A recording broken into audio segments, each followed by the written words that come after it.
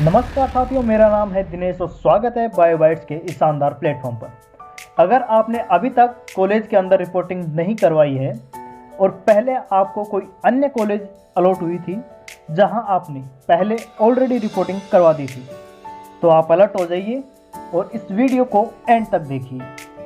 बात करें गड़बड़ की कि गड़बड़ हुई क्या, तो सरकारी कॉलेज का दूसरा नाम ही है गड़बड़।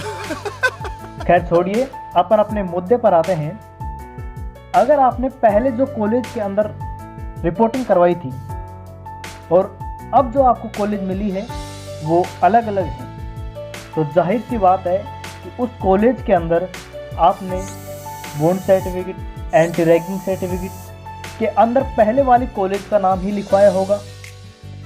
अब आप दूसरी कॉलेज जो कि अब आपको अलॉट हुई है उसमें जा रहे हैं।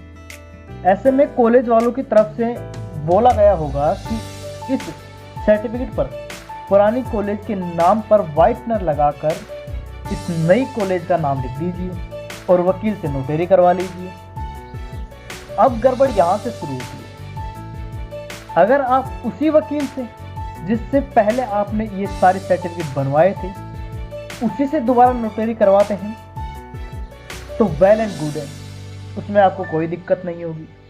लेकिन अगर आप व्हाइटनर लगाकर दूसरे वकील से नोटरी करवाने के बारे में सोच रहे हैं तो ये मुमकिन नहीं है। ऐसे में आपको ये सारे के सारे सर्टिफिकेट दोबारा बनाने पड़ेंगे। कुल मिलाकर आपके पास ये दो ऑप्शन है। पहला ऑप्शन ये है कि आप उसी वकील के पास जाएं जहां से आपने ये सारे के सारे सर्टिफिकेट बनवाए थे, उसी से दोबारा नोटरी करवा लें।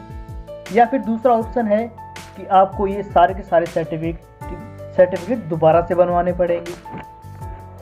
आई होप ये सारी इन्फॉर्मेशन आपके लिए हेल्पफुल होगी और ये सारी इन्फॉर्मेशन आपको समझ में भी आई होगी। तो इस चैनल को सब्सक्राइब कर लीजिए ताकि हर अपडेट आप तक सबसे पहले पहुंचे। मिलते हैं नेक्स्ट वीडियो में, तब तक के लिए मुस्कुराते रहिए और जल्दी से रिपोर्टिंग के लिए कॉलेज में पहुंच जाइए।